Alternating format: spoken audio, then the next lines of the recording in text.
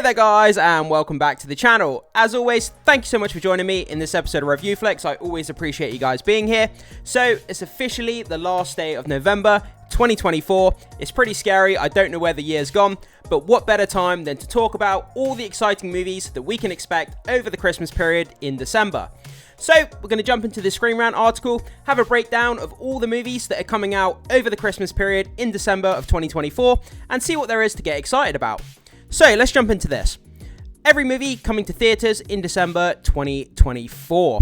So, it's looking like a stacked Christmas period here, guys. There's plenty of films, no matter what kind of genre you like, no matter what kind of film, what kind of characters. I think there's going to be a little bit of something. For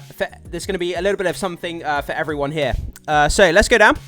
So, starting off with this, we have Oh Canada. I've never heard of this movie. I've never seen any marketing for it. I have no idea what this is. So, Oh Canada will be released on December 6th, 2024. So, let's go down here. Obviously, we have the cast list here. Have a quick read of that if you want to. The runtime is 95 minutes long. Oh Canada is a drama movie based on the 2021 novel Foregone by Russell Banks, directed by Paul Schrader. Oh Canada is the story of Leonard Fife, a terminally ill writer and filmmaker who agrees to share the truth and lies of his life and career with documentary filmmakers Malcolm and Diana.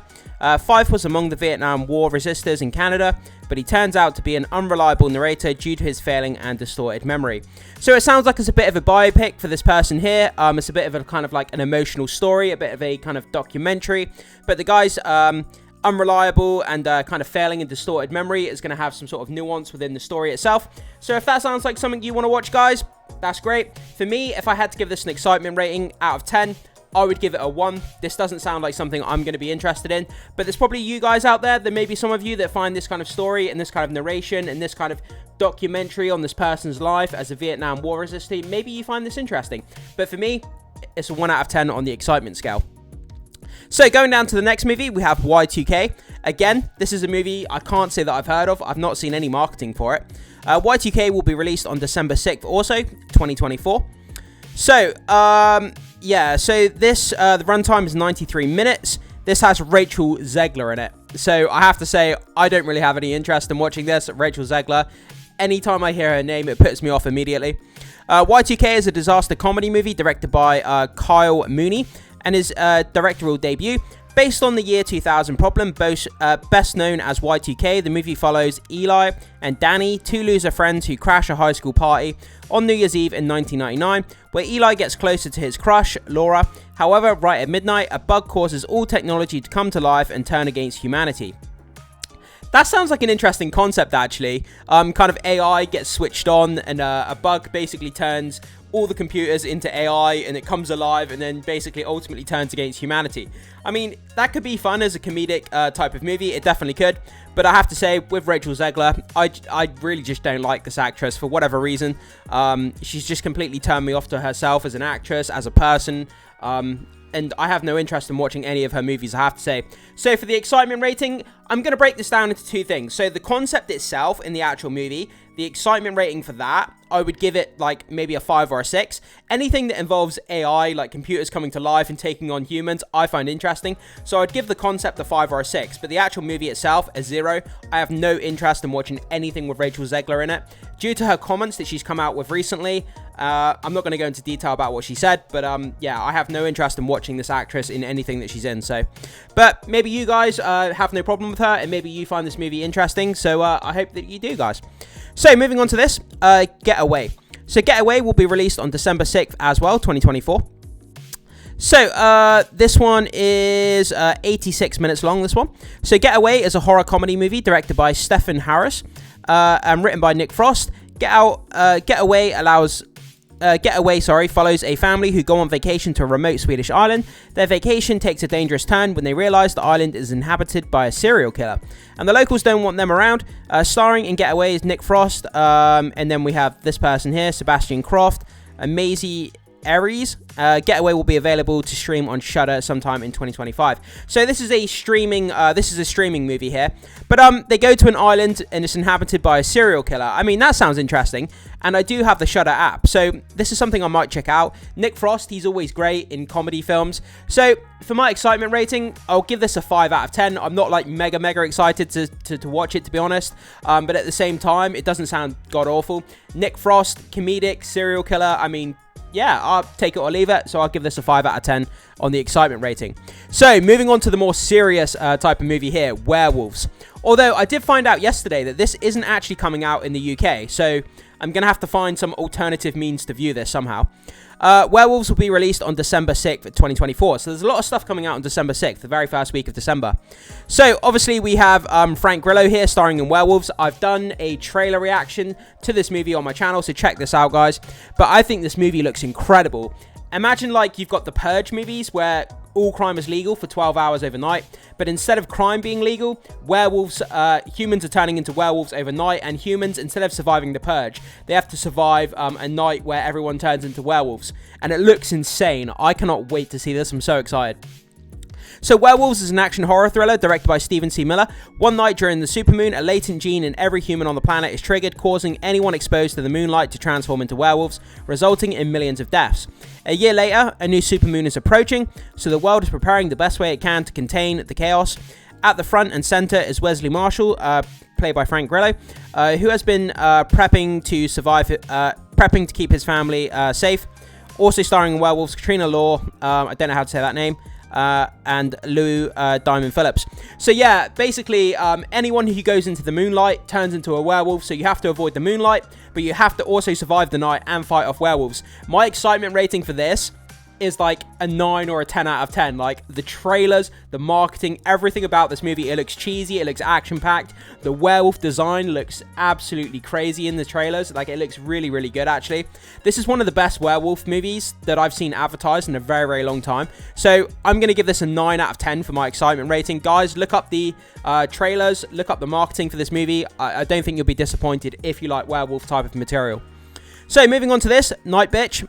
Amy Adams, obviously, in this movie. Night Bitch will be released on December 6th. So many movies coming out on December 6th here. So, Night Bitch, 98-minute runtime. Night Bitch is a black comedy body horror movie written and directed by Marielle Heller. Based on the 2021 novel of the same name by Rachel Yoder. Night Bitch follows an artist and now stay-at-home mother, played by Amy Adams. Obviously, Lois Lane in the Zack Snyder Superman movie. Looking for something new in her life. One day she discovers some physical changes in herself, such as fur and sharper teeth, and it turns out that she sometimes transforms into a dog, giving her unexpected and strange escape from daily human life. So as the movie progresses, she's going to realize that she's slowly transforming into a dog. The trailer itself looks absolutely wacky and balmy and crazy. It's very different. It's very original. I haven't really seen much like it. But yeah, the fact that she's kind of slowly molding into a dog and she's doing dog-like things without realizing that she's doing it, like eating food from a dog bowl and stuff like this, like really weird stuff. And as the movie progresses, it kind of unfolds that mystery as to what's happening to her. I think it looks quite compelling, and Amy Adams, absolutely fantastic actress in pretty much everything that she's in.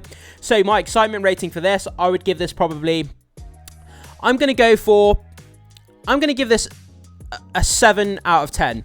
So over average, so I'm actually pretty excited for this, but I'm not like mega over the moon. I have to see it on the first day it comes out. But I'm very interested in the concept. I love Amy Adams as an actress, and the concept of her slowly turning into a dog, I think, is just crazy and wacky and something original. So I'm excited to see it. 7 out of 10 for the excitement rating. Moving on to this, The Lord of the Rings, The War of the Rohirrim. This is something that a lot of Lord of the Rings fans have been excited for a long time. We've had a lot of teasers, and it's doing it in this kind of anime style, so it's very kind of a mashup between anime and Lord of the Rings, which is quite cool.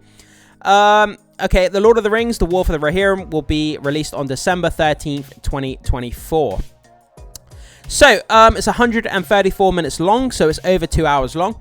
The latest entry in the world of The Lord of the Rings is an anime fantasy movie, The Lord of the Rings, The War of the Rohirrim.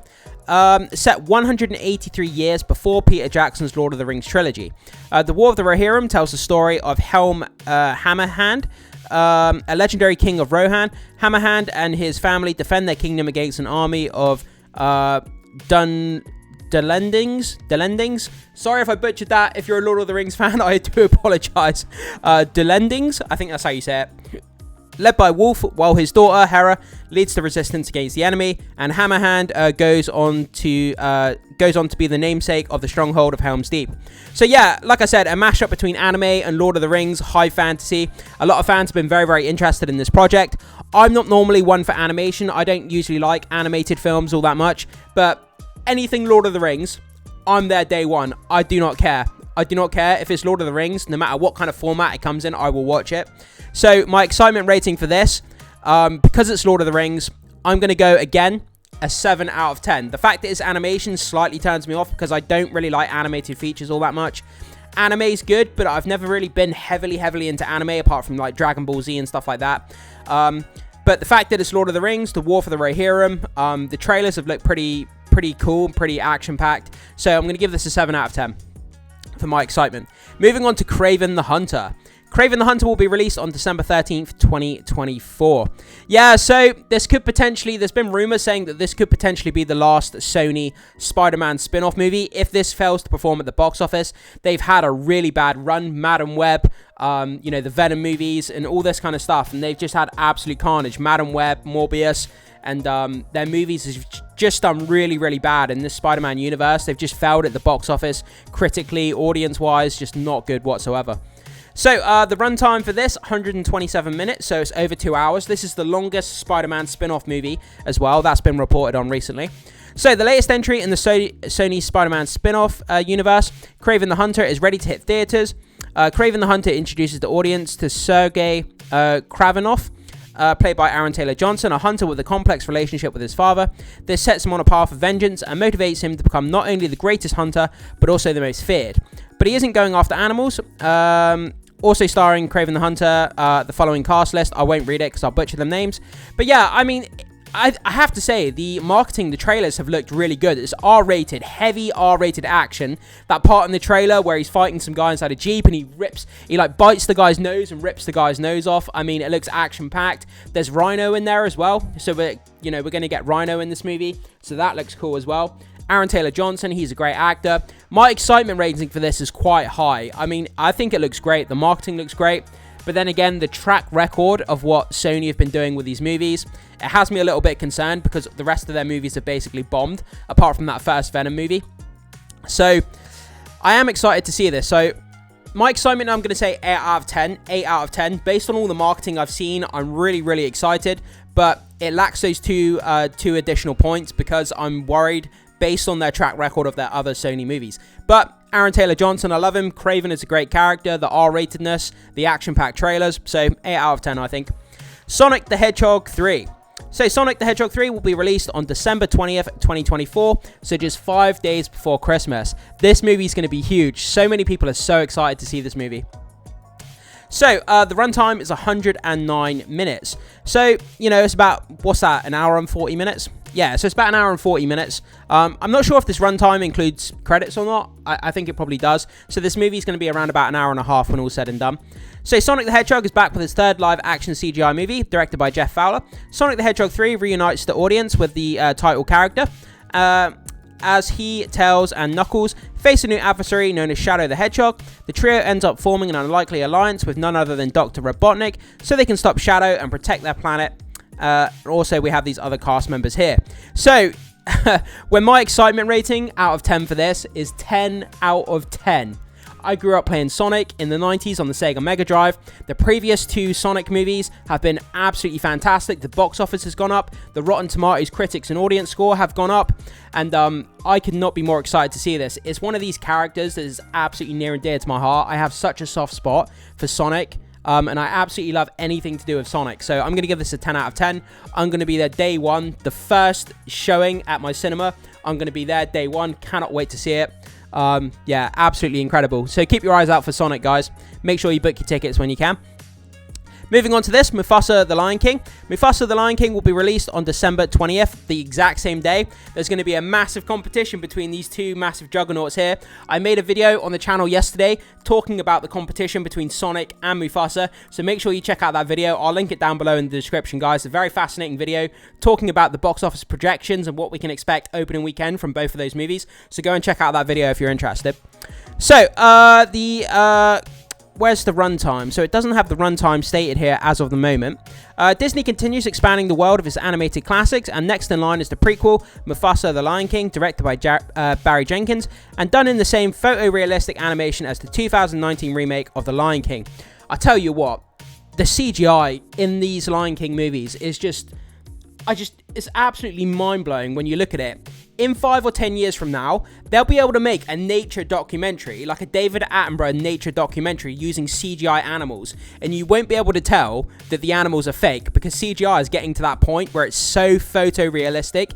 Every little hair, every little bit of shade, and just everything on the animals is like picture perfect. So in 5 or 10 years time, it's going to be indistinguishable from looking at real footage of an animal. It's going to be insane.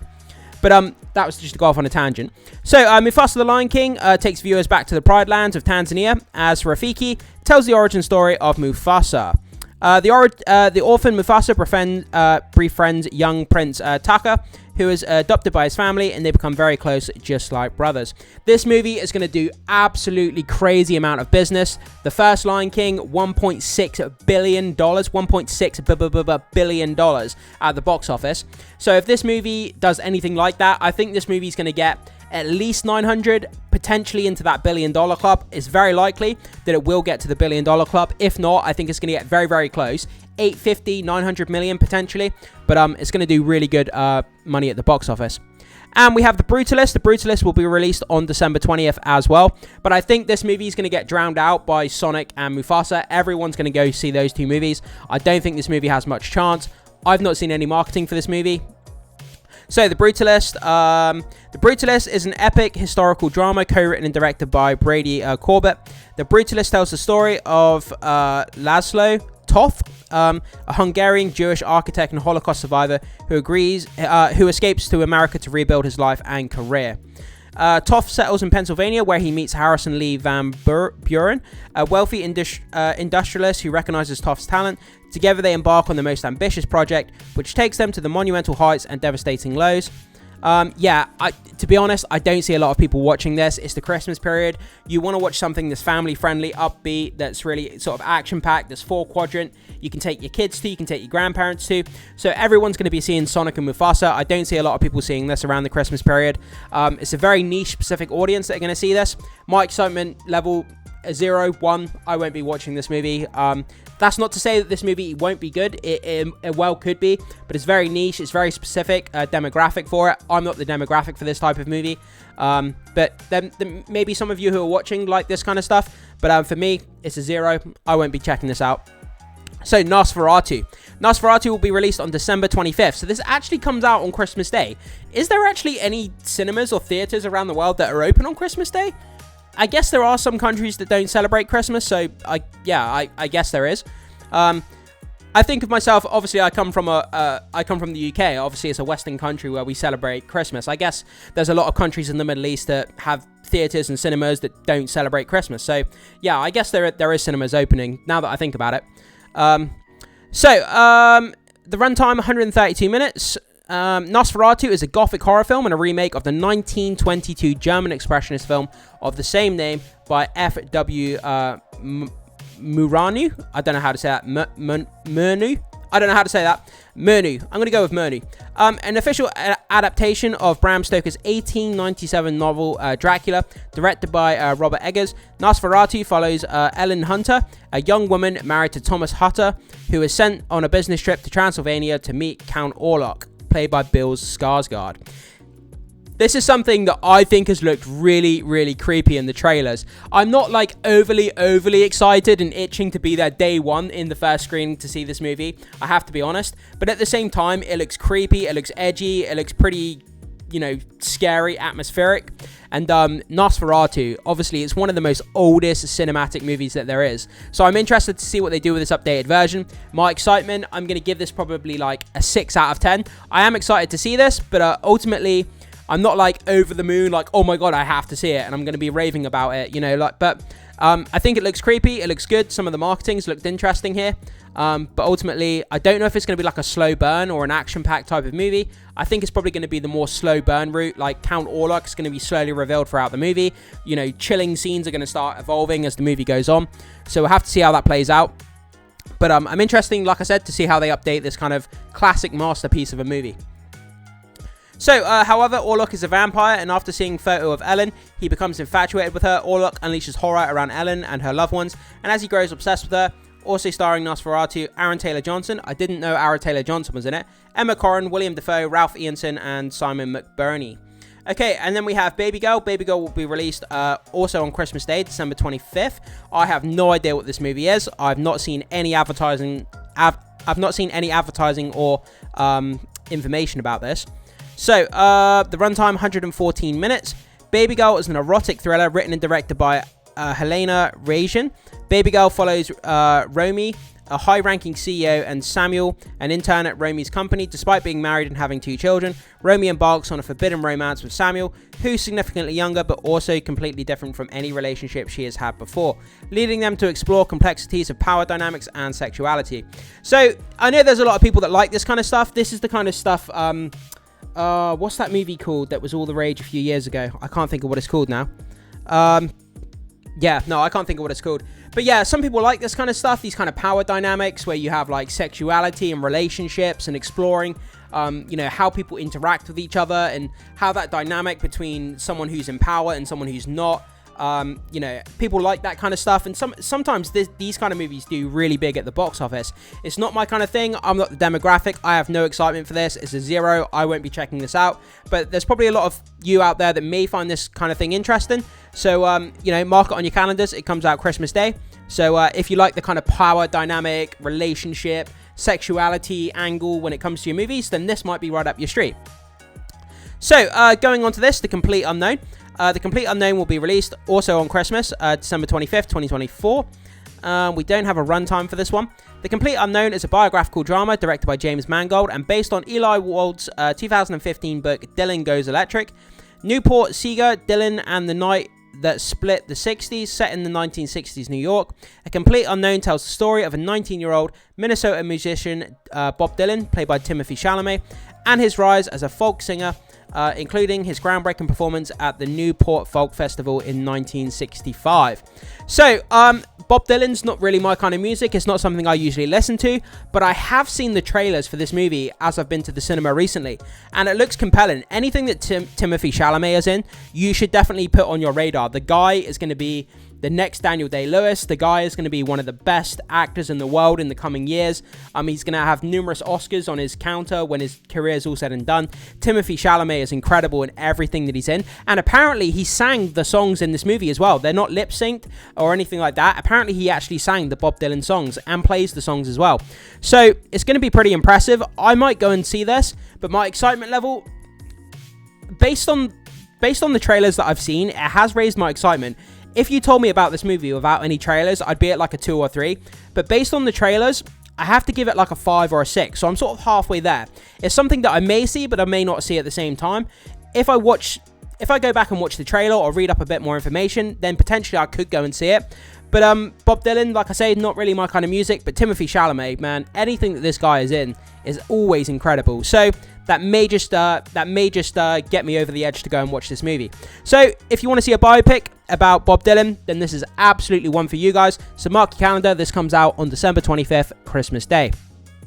And that's kind of where we are there, guys. So that's the movies that are coming out. Let's do a real quick summary here. So we've got O Canada, December 6th. We've got Y2K, December 6th. Get Away, December 6th. Werewolves, December 6th. Night Bitch, December 6th. So they're all coming out on December 6th. Lord of the Rings, The War for the Rohirrim, December 13th. Then you've got Kraven the Hunter, December the 13th. Sonic the Hedgehog 3, going to be one of the biggest films of the Christmas period, December 20th that comes out.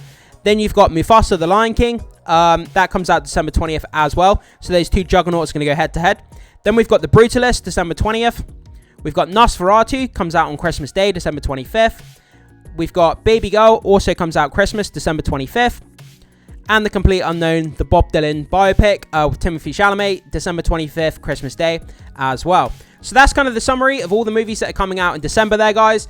Jump down into the comment section. Let me know which one of these movies stands out to you the most. Which one are you the most excited for? Which one are you going to be there on day one? And I would love to hear, you know, what's your excitement rating for these different movies and your opinion on some of these movies. Whatever your thoughts, comments, and opinions may be on everything that's releasing in December that we've checked out in this video. Jump down into the comment section and let us know. I can't wait to hear what you have to say about this. Some fantastic choices for moviegoers to jump into over this Christmas period. Thanks so much for watching as always, guys. I hope you found this this video as interesting as I have.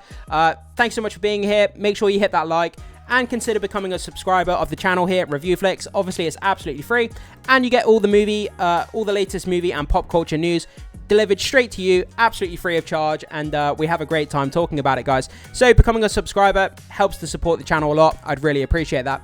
As always, thanks so much. I will see you in the next video.